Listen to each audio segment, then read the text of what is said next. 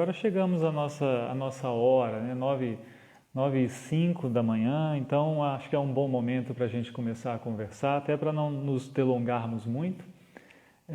Eu quero, na verdade, ter uma conversa, assim, comentar alguma coisa, nada de muito novo, mas coisas que a gente pode se lembrar e que fazem bem para a gente, né, quando a gente se lembra.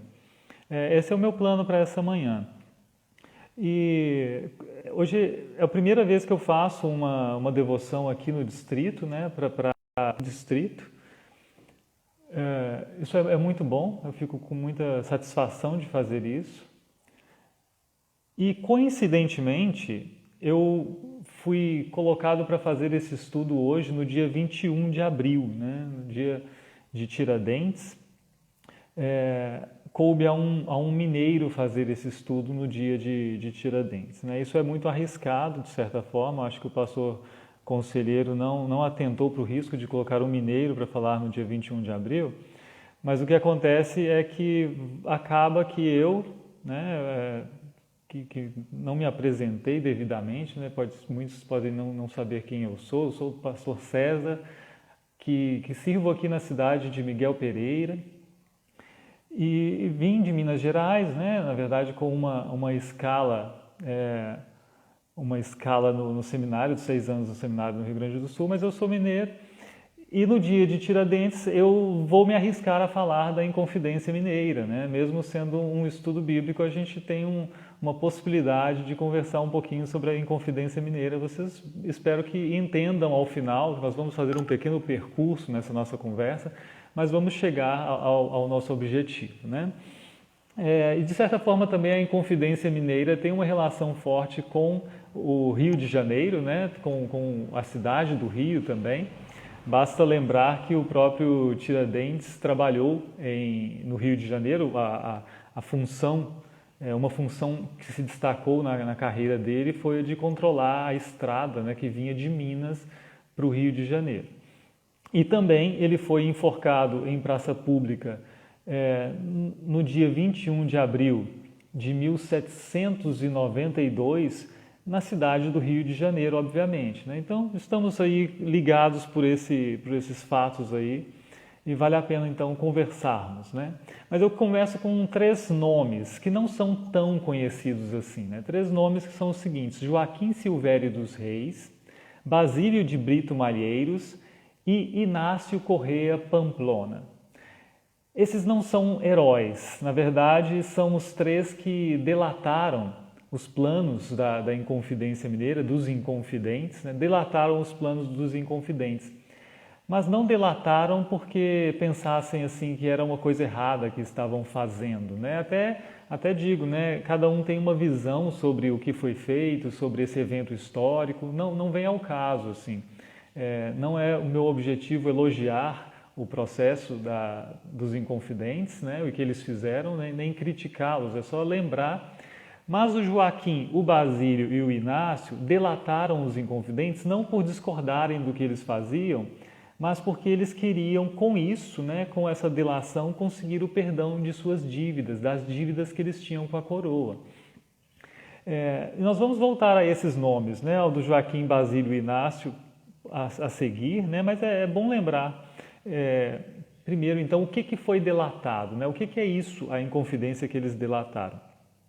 É um movimento, como todos aprenderam na escola, né, que procurava uma liberdade do domínio português nas Minas Gerais. Mas é bom lembrar mais uns detalhes, assim, que era um movimento que surge influenciado pelo iluminismo francês, aquelas ideias de liberdade. Inclusive, algo que não é tão sabido assim, os Inconfidentes chegaram a escrever uma carta para Thomas Jefferson, que é bem interessante, né, porque eles, inspirados na independência americana, contavam o que estavam passando por aqui e diziam assim: olha, quem sabe nós possamos nos corresponder e conseguir alguma iluminação, alguma ajuda de sua parte, né? Saibam o que estamos sofrendo por aqui. Mas parece que de Thomas Jefferson não houve um socorro, nenhuma ajuda proveitosa assim. Mas é um fato interessante, né? Claro que a independência americana também foi influenciada por esse ambiente do iluminismo francês, com todas essas ideias que vinham da Europa naquele tempo. E os mineiros, então, queriam isso para cá também. Eu lembro agora que são pessoas diversas que participaram do movimento, né? Médicos, militares, engenheiros, advogados, um fazendeiro e até poetas, né? E os poetas me fazem lembrar do que vai nos encaminhar para o nosso assunto aqui. Porque naquele tempo, no século XVIII ali, o tipo de poesia que se fazia aqui no Brasil era o chamado arcadismo ou neoclassicismo, né? Vocês se lembram disso da escola também, né? Arcadismo, falavam dos campos, cenas naturais, e o neoclassicismo, né? Que é a mesma coisa, mas recuperavam uma literatura clássica, estilo da literatura clássica, uma valorização de temas afins. E um tema que a gente pode falar assim que era meio bucólico, né? Bucólicas é o nome de um livro do Virgílio.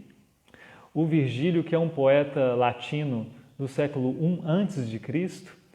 E o Virgílio, então, tem esse conjunto de poemas, na verdade, chamadas bucólicas, são 10 poemas.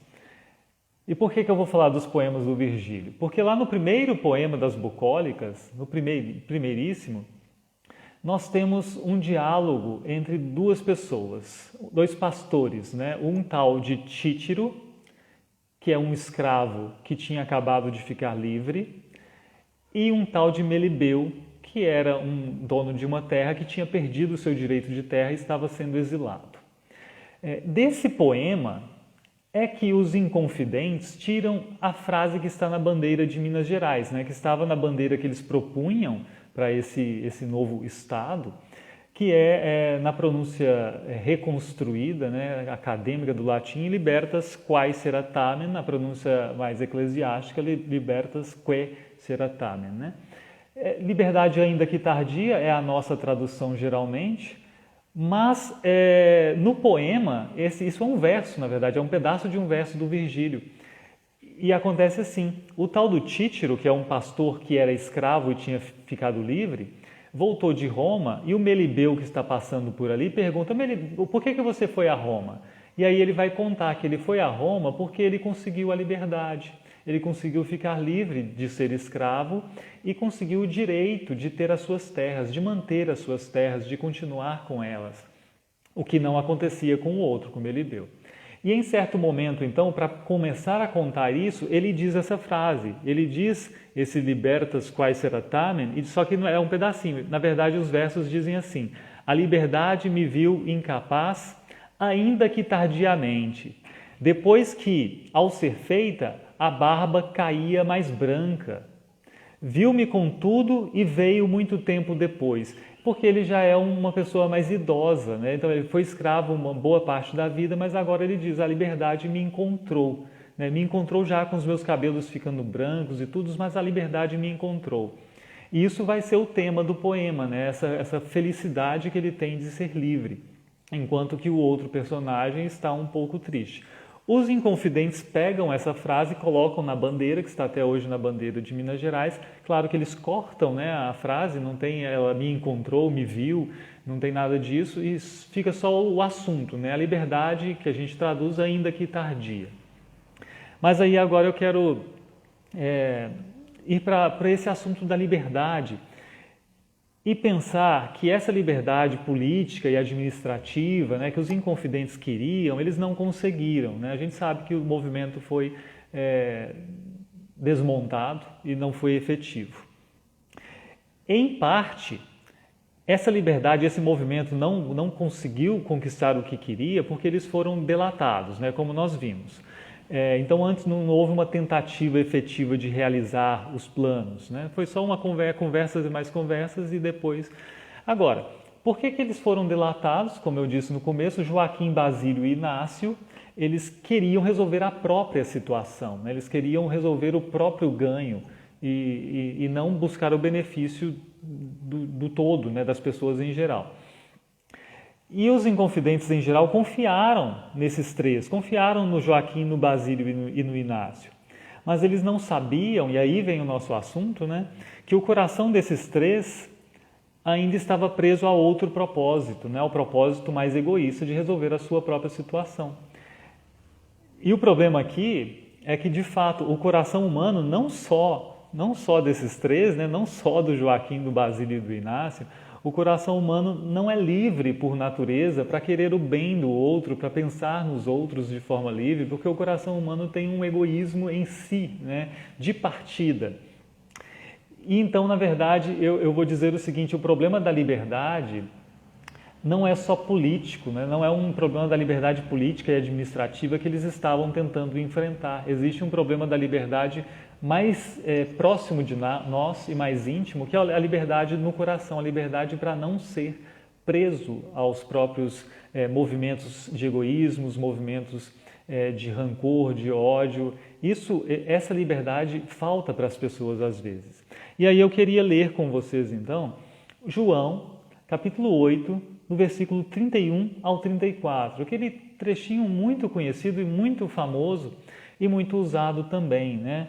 Em que Jesus, né, diz assim: então Jesus disse aos judeus que haviam crido nele: se vocês permanecerem na minha palavra, são verdadeiramente meus discípulos, conhecerão a verdade e a verdade os libertará. E aí a gente pode pensar assim, mas que liberdade é essa? Né? Qual que é o assunto? Que é essa liberdade de que os inconfidentes falavam? Seria então a liberdade dos judeus sob domínio romano? Que liberdade é essa? A continuação da conversa nos esclarece isso muito bem, porque o que eles dizem? Né? Eles responderam, diz o texto, somos descendência de Abraão e jamais fomos escravos de ninguém. Como você pode dizer que seremos livres? Como que eu vou ser liberto se eu não sou escravo, né?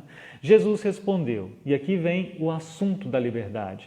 Em verdade lhes digo, que todo o que comete pecado é escravo do pecado. Então, é disso que a gente fala, né? De nós sermos seres presos ao pecado, nosso coração é escravo de alguma forma.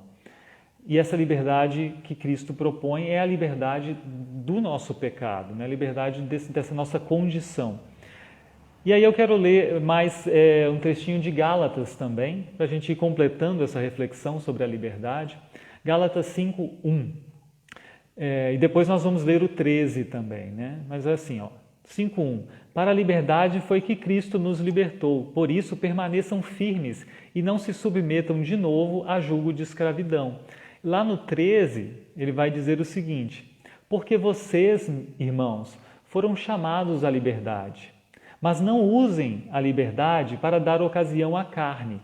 E aqui, quando a gente escuta dar ocasião à carne, muita gente pensa em certas coisas bem específicas, mas não continua lendo o texto para entender o que é dar ocasião à carne, né? Aqui a gente tem o contrário, que nos mostra o que é o contrário de dar ocasião à carne. Paulo escreve assim, então: não usem a liberdade para dar ocasião à carne, pelo contrário, sejam servos uns dos outros pelo amor. Ou seja, o estar livre também me coloca na condição de poder ser servo dos outros, né? De não estar preso a uma condição de vida medíocre que me faz pensar só em mim mesmo também e buscar o meu benefício simplesmente. Eu posso então fazer o contrário do dar ocasião à carne, que é ser servo dos outros, que é servir aos outros. Temos um exemplo disso em Paulo mesmo, muito bonito, né? Lá na primeira carta de Paulo aos Coríntios, capítulo 9, versículo 19, em que Paulo fala dele mesmo assim, né? Porque sendo livre de todos, ele está falando que ele é livre de todos, fiz-me escravo de todos a fim de ganhar o maior número possível, né? Ele se coloca como escravo mesmo sendo livre. E isso, né, essa dinâmica de ser livre para poder ser escravo, que parece um pouco paradoxal, é algo que está bem refletido entre nós, né? Está bem pensado entre nós. Lutero escreveu da liberdade cristã e justamente conversou sobre esses assuntos, né? E ele diz claramente que a fé nos coloca como livres, a fé nos deixa livres, absolutamente livres, né? Não dependendo de ninguém mais para termos a salvação diante de Deus, para termos a liberdade de nos apresentarmos diante de Deus, não temos pendência alguma a resolver. Isso pela fé. Mas também a fé nos leva ao amor e ela age pelo amor. E na perspectiva do amor, aí nós somos voluntariamente servos uns dos outros. Então é uma liberdade completa e é um decidir-se colocar-se como servo também, né? É uma liberdade diferente da que a gente vê pensada no mundo por aí, que é simplesmente liberdade para mim, né? Eu não depender de ninguém, eu não querer precisar me preocupar com ninguém, isso seria liberdade para muitos. Para nós não, para nós a liberdade é eu estar limpo diante de Deus, sem pendência alguma, sem depender de ninguém para ser salvo. Ao mesmo tempo eu quero servir, eu quero me colocar, porque há o amor que acompanha a fé, e é sempre bom lembrar, né? A fé nunca vem desacompanhada, mas onde há fé também há esperança e amor, nós confessamos isso também. E aí, eu faço a pergunta, né? Que liberdade que nos importa em primeiro lugar, né? Já que há mais de um tipo de liberdade, qual que é a liberdade que nos preocupa em primeiro lugar? Eu vou dizer que as outras liberdades, as liberdades que a gente discute no campo da política, no campo da sociologia que seja, essas liberdades a gente vai discutindo e nós podemos concordar ou discordar com estratégias, com modos de consegui-la, com o que é para ser conseguido, né? Isso é outra coisa. Mas essa liberdade que permite, né, que nós tenhamos o coração liberto para servir, um coração livre do egoísmo, que é a única liberdade que nos permite servir, fazer o bem ao próximo desinteressadamente. Porque veja, se a gente achasse que a gente dependia até de servir ao próximo para ser salvo, a gente poderia fazer algo pelas pessoas pensando em nós mesmos. A gente poderia pensar assim, vou ajudar tal pessoa porque assim eu consigo um mérito para mim. E aí, na verdade, eu estou agindo em meu benefício, embora pareça que esteja fazendo pelo outro, né? A nossa liberdade não é assim, nós sabemos que estamos já resolvidos diante de Deus, mas agimos pelo próximo de modo espontâneo e desinteressado, né?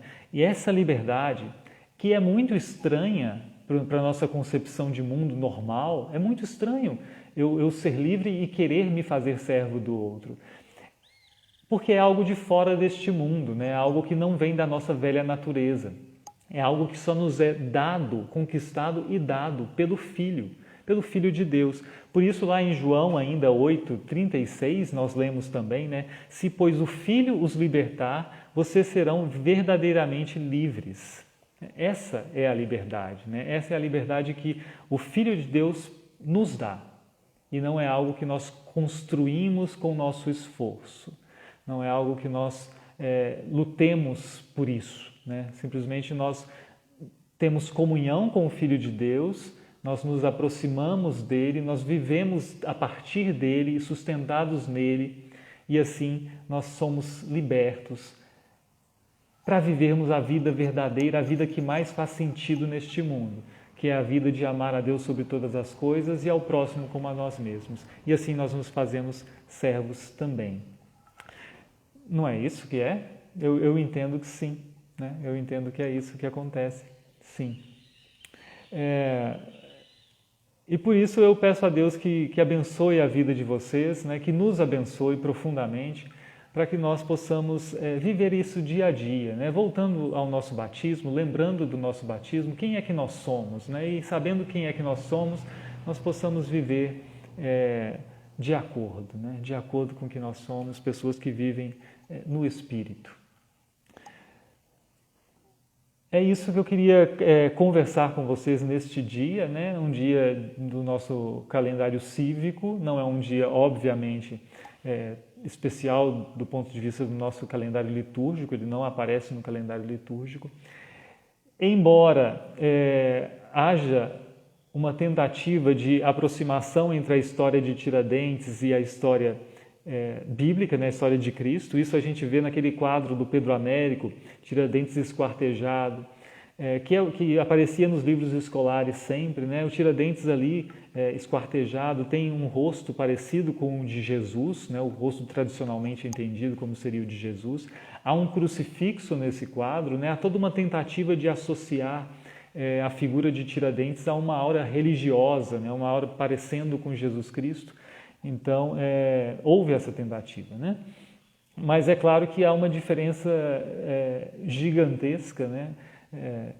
Tiradentes ou nenhum outro pode conseguir a liberdade que Jesus conseguiu para nós, né? E essa liberdade nós queremos valorizar hoje. Esse é o meu propósito, é nos lembrar, que nos lembremos, né, da liberdade que Cristo nos dá, dando-nos salvação e dando-nos uma vida para ser vivida em amor. Essa é a mensagem. Agora, eu queria que nós fizéssemos também uma oração, como é o nosso costume, como é bom fazer. E nós oramos especialmente hoje pelas pessoas que estão enlutadas, especialmente pela família Crick, né, e por causa do falecimento do pastor Gerold Crick, que foi sepultado ontem, pai do nosso irmão, o pastor Gilberto Crick, de Itaguaí.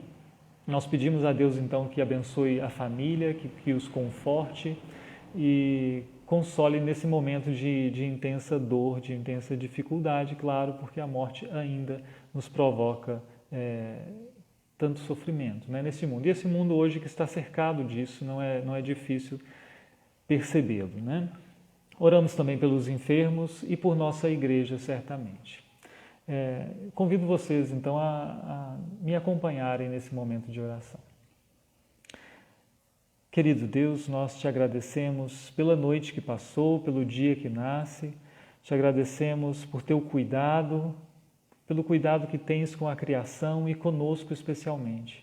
Te agradecemos pela palavra que nos chega e que nos liberta, pela obra do Filho de Deus, pela obra do Senhor Jesus, que nos alcançou e nos fez novas criaturas. Clamamos a Ti que consoles aqueles que sofrem, conforte os enlutados, especialmente neste dia. Clamamos pela família Crick, que certamente chora, que certamente sentirá profunda saudade e terá tantos pensamentos difíceis por estes tempos. Conforta-os e socorre-os em toda situação adversa. Assim também clamamos pelos que sofrem enfermos neste dia, pelos que enfrentam dificuldades financeiras também.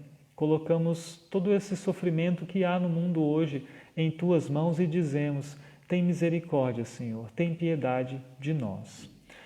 Nós clamamos por fim pela Igreja do Senhor Jesus, clamamos pedindo com toda a humildade, mas com toda a confiança também de que o Senhor nos ouve. Faz com que a Tua Igreja seja a Igreja viva, esteja sempre iluminada por Ti e que possa ser luz neste mundo que parece tão perplexo, tão sem saber para onde vai. Que a Igreja seja um lugar seguro e que a Igreja traga um direcionamento pela mensagem do perdão, pela mensagem que traz vida eterna. Nós Te clamamos tudo isso, colocamos nossas vidas em Tuas mãos, porque o Senhor é o nosso Deus. No nome de Jesus Cristo, nosso Senhor, Teu amado Filho. Amém. Pois então, meus queridos, minhas queridas irmãs, eu digo que Deus os abençoe profundamente, né? Vivamos a liberdade verdadeira, vivamos a liberdade que Cristo conquistou para nós. Certamente nos encontramos aqui na semana que vem, às 9 horas novamente, com mais um estudo, dessa vez com outro pastor, né?